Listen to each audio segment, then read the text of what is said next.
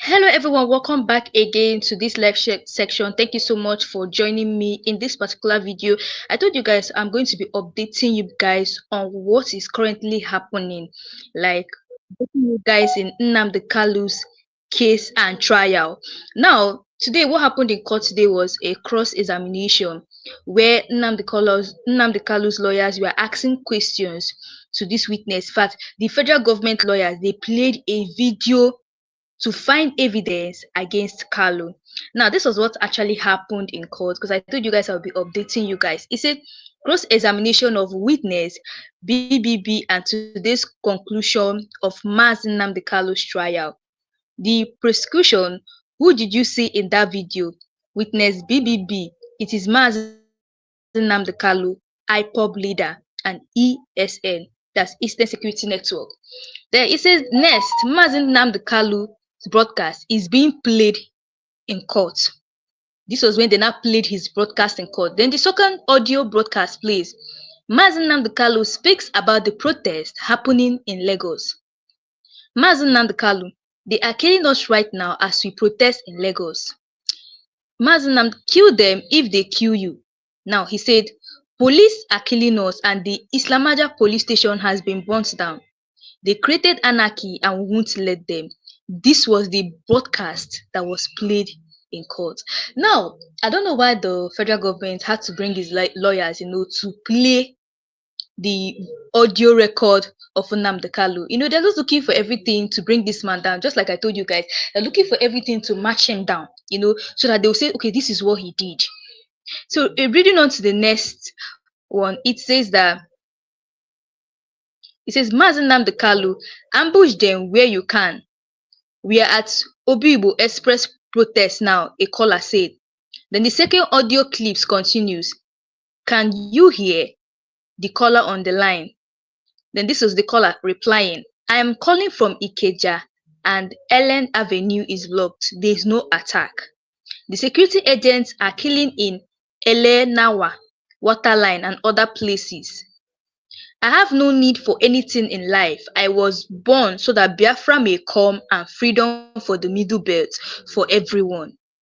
Yes, go on. Caller from Aba. They are coming to kill us with impunity and they are killing us right now. Anything you have as a weapon, use it and kill them. Attack them. This evil must stop. Now, what they actually did in court is that they were now playing all the whole audio recording of Mazi Nnamdi Kalu. But the thing here is that Mazi Nnamdi Kalu was only fighting for the freedom of Biafra. If you can even hear where he said it, that he have no need for anything in life. He was born so that Biafra may come and freedom for the middle belt. So that is what he said. So everything he said in that audio was just to fight for his own nation, to say that the middle belt must have freedom. So there was nothing like he did this or he did that or he was with gun or he was only fighting for the freedom of the middle belt. Now, they now played. They said another Mazi Nnamdi Kalu broadcast being slotted into play. Like, these people actually played three audio recordings so that they can know if they can bring this Mazi Nnamdi Kalu down. They want to really deal with this man. Like, this case, for me, Mazi Nnamdi Kalu's case will still continue. Like, let me say, it's maybe reached 6 days still because they really want to look for a way to say this is what he did. These people had to play 3 audio recordings in court today. So the next audio recording, let's see what they said. He said the third audio clip of Mazi Nnamdi Kalu being heard in court as evidence. A minute silence for those who were killed to protect our land. We will remain internally grateful to them for defending us. A large number of Biafrans were slaughtered while the world turned a blind eye. We shall honor those who have passed away defending us. We shall remember our heroes. Britain supplied the Fulanese with weapons to buy us, even though they brought Christianity to us. Praying for the fallen heroes and heroines.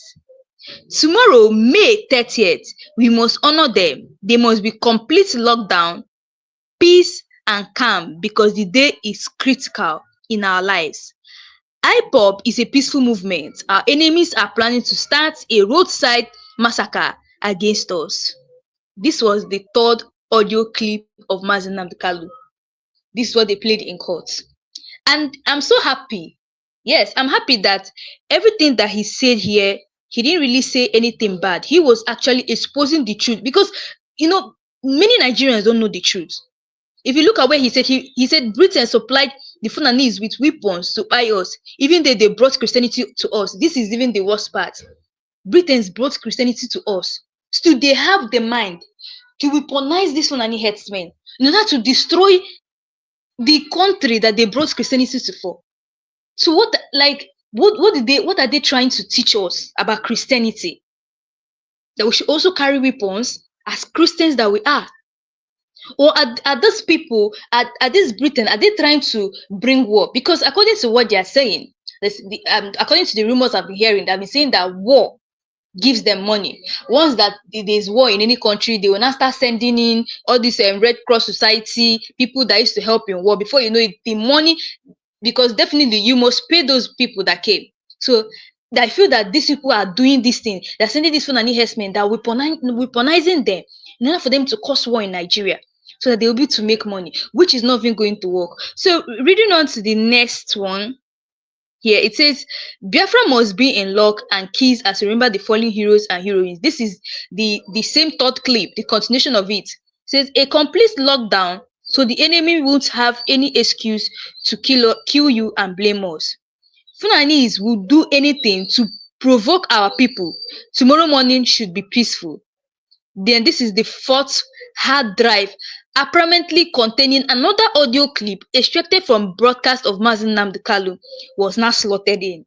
I told you guys that these people, they will never get tired. They will always use any means to make sure that Nnamdi Kanu is brought down. They're actually looking for a clip now that is going to implicate him. But you can see now that they have played 4 clips in court, but none of them was saying anything that will implicate him. None.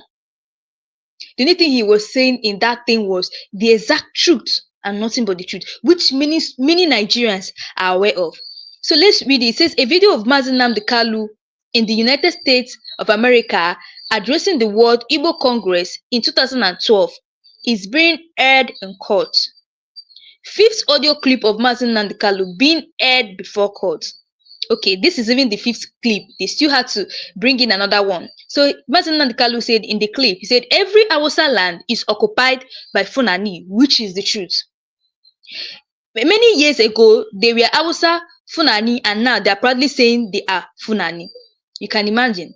You guys remember the time when the Mazi Nnamdi Kanu was saying that the Hausa people are not Fulani. But the Hausa people are like, yes, that Hausa and Fulani are the same thing, that they are the same thing, that there's no difference. Now that you are suffering it. Just take, you guys saw what happened in Plateau State. The way they buy a lot of people. Many women became widows, burnt houses. Like, if you go to Plateau State now, like, it's not like a desert. People have run away. Everywhere is now empty because of Fulani. The same thing Mazi Nnamdi Kanu was warning them that Hausa tribe is a different tribe from Fulani. And they said no, that they are one. That is the same thing. Hausa and Fulani is the same thing. Now look at them. They are not crying.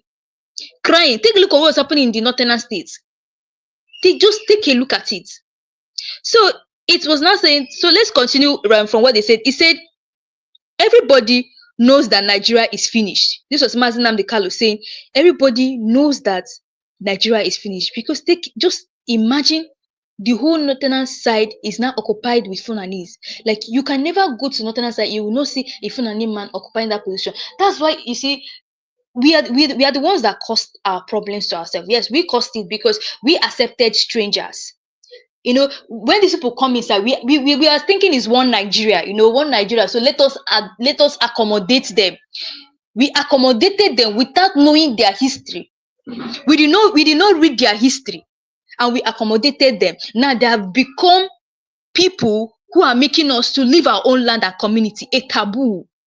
Imagine strangers coming into your land to collect your land, to collect your farm.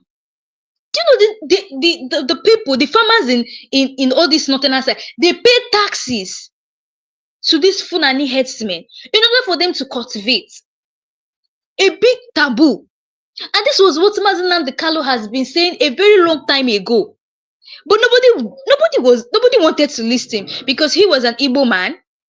They don't take anything about Igbo people serious. Of course, look at the society we are in now. Igbo people are not even valid at all. When it comes to politics, you can never see an Igbo man occupying a good position. That is why when they said the Igbo people should come and join army recruitment, they were like, no, they will not join. In fact, little people joined. They were like, why is it that in this country they can never give them a better position? They only want to send them to go and join army, so that once they take all the whole, that's what Nnamdi Kanu was saying, all the whole Igbo youths don't join army, because once they carry you guys, they're not going to put in your own community. They will put you in another community, and once you go to another community, they will look for ways to buy all those vibrant Igbo youths, so that Igbo people will not be vulnerable for attack. By then, there's no Igbo youth again to defend them. So reading on to the next thing that they played, he said, can you imagine Fulani telling you, Yoruba, if you remove Fulanis from your side, we will destroy you. Bandits have never been condemned or proscribed. Yorubas are quiet because of 2023 elections. I told the Yorubas to wake up and confront the bandits. The longer you remain in one Nigeria, the more they will destroy you. And this was what Nnamdi Kanu has always been saying. The more everybody is saying one Nigeria, the more things are spoiling, which Nigerians have refused to just see the thing in it. The more we're saying one Nigeria, the more things are spoiling. We keep accommodating them, and that's why it's time for us to start fighting for ourselves. Reading on, it says, what are Fulanis doing in our forest? They say they are pastoralists. Everyone who lives in the north rents a house rather than living in the forest like the Fulanis. The herders take your lands, rape your wives. All you do is complain and do nothing.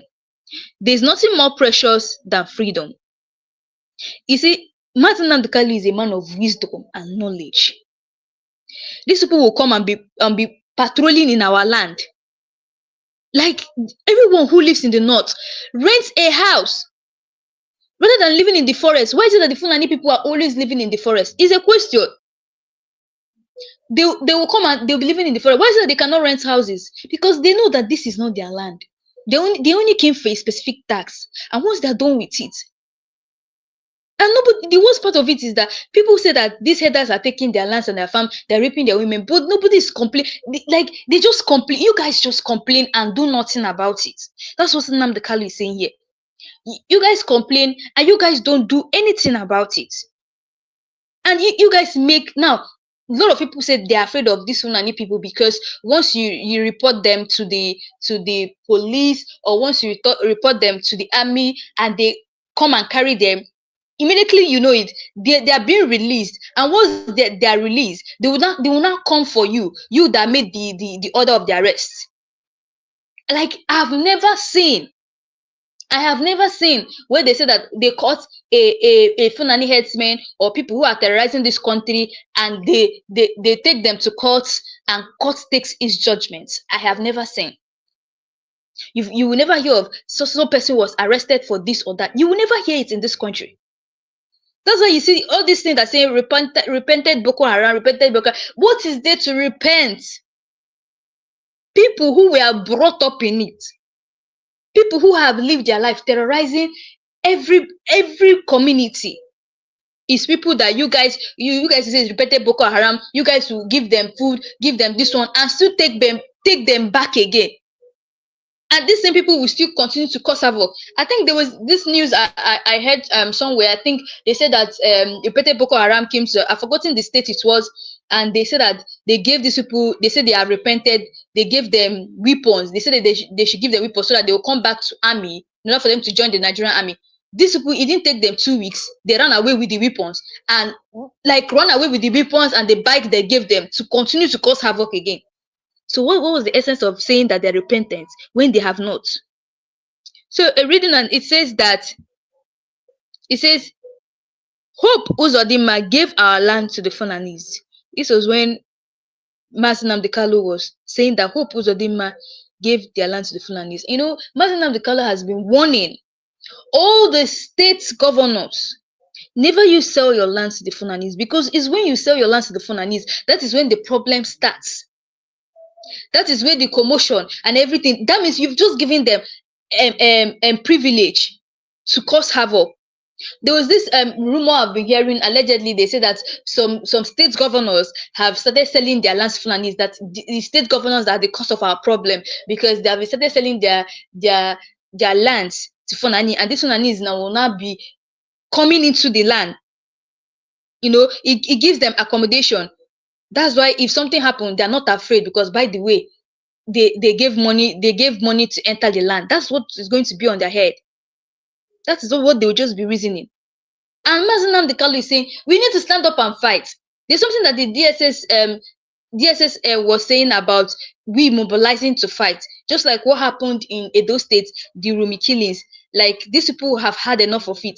That's what really happened in the Rumi. In fact, the short cut of everything, the short form of everything that happened in Rumi was that they were just tired of Fulani people harassing them, and that's why they actually took that revenge. These people may have been under siege for so long. That's why you see they had to buy those 14 lieutenants, because they were tired of what was going on. They were just tired of it. That's why they had to take laws into their own hands. For me, I don't support that kind of act, what Edo people did. But in another way, I feel that they did it because they were just tired. They were tired of these people raping their women and taking their lands. And now, the DSS is saying that we should mobilize and fight for ourselves. Like, we should not expect the army or the police to fight for us. You see, the reason why sometimes we need, or even we as human beings, we need to be vigilant. We as the citizens, we need to be vigilant. We should not start waiting for the army or the police to come, and they would, before they even reach. Have you forgotten our Nigerian system? Before they even reach to your side, what has happened has happened. That's why you see sometimes vigilantes are the best. In every community, these Fulani herdsmen, they do fear these vigilantes. In fact, if they want to carry out a mission now, they'll first of all check if there are vigilantes in the community. They will look for how they're going to remove those ones from the way, so that they can carry out their missions. They fear vigilantes a lot, more than our militaries, not more than our police. Our policemen, they fear the vigilantes a lot, because you know why? These vigilantes are living in the community. So these people have they will do their best. They will sweat to make sure that their community is safe, because they know that they have mothers. They know that their mothers, their brothers and sisters are in the same community. Now, looking at Mazi Nnamdi Kanu's case, they say that the judge has adjourned the court proceedings to tomorrow, 8th May 2025, for continuation of hearing. And like I told you guys, many Nigerians have been asking, why is it that Mazi Nnamdi Kanu's case, for after his court case in 29th April, he has been coming to court, and people are asking what is going on. It needs time for him to be released. They just want to know why his court case is coming like that today and tomorrow. They just want to, Nigerians are asking. But we should always, like Nnamdi Kanu will tell you, that once I'm released, Nnamdi Kanu always say that once he's released, the insecurity in the southeast is going to end. And you guys know he's not joking. I feel that the Nigerian government, the federal government, they know the reason why they're still keeping this man in detention. They know the reason. They know that this man, his voice alone, his power alone can divide the country into 4 or 5, anyone, or into 2. They know that his voice alone. They know that once this man steps out, then the guy will tell you that once I step out, you will not see any insecurity again. And the man is not playing. Okay, let me take for instance what happened to Very Dark Man. You guys know this popular activist, Very Dark Man. You guys know he was being arrested by EFCC officials who claimed to be DSS, and after that they said they were EFCC officials. Now, you know why Nigerians don't like people who have voices? You guys know that Very Dark Man alone is a community on his own. Like, you cannot just come and touch Very Dark Man. You guys saw the protest that happened in Abuja, the way a lot of people came out to protest for him. He is just like a community. You cannot touch very dark man and you will go scot-free. So this is how it is. You know, like the federal government, they know people who have voices. One thing that the federal government are always fearing is the press's voices. You see, they don't like people coming out to tell them the truth. They don't like people like that. So once they know that you're this kind of person who is bold and ready to challenge them, they will start looking for a means to take you out. So that is just what happened. That's why you see they arrested very dark man. But now, as you guys can see it, he has been released. He has been released. And like I keep saying that, you see people who have voice in this country, that only that is where the federal government is always targeting. Like that is where they're always targeting, because they're just looking for a way to bring down those people. Because they know that once these people talk, it will shake mountain, just like Ibrahim Taro. Like they know that once they talk, their voices alone can divide this country. That is why you see Nnamdi Kalu is in continuous detention. And Nnamdi Kalu will always say that no matter how long it takes him to stay in detention, he must fight for his own. He must fight for middle belt. Middle belt must get their freedom.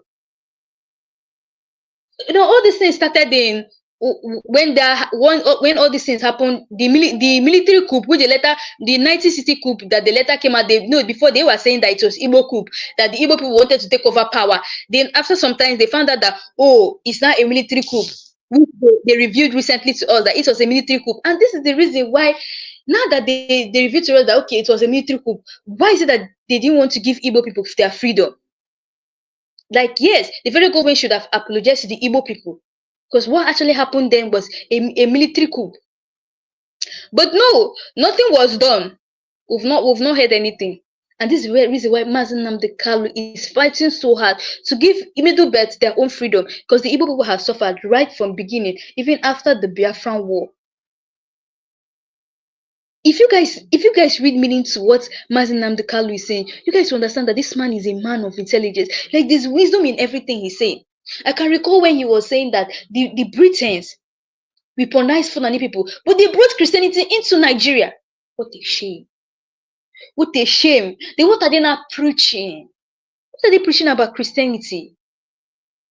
You guys brought Christianity. You guys still weaponize these people to terrorize a country that you guys converted to Christians.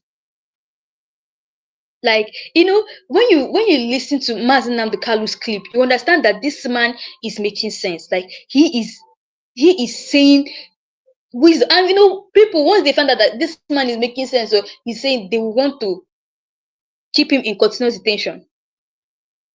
That's just it. So you see, the people who are always saying they want one Nigeria are the people in power. Normally, the citizens of Nigeria, they don't want one Nigeria again. They're tired.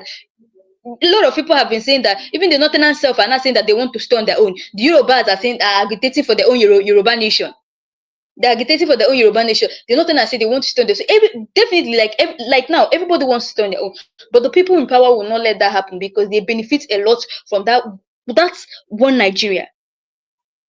Anyway, guys, that's all we have for today. Let me know your thoughts below about this Mazi Nnamdi Kalu's cross-examination and the way the federal government brought their own lawyers in order to release evidence against Mazi Nnamdi Kalu, just for them to see if they can bring him down. But you know what?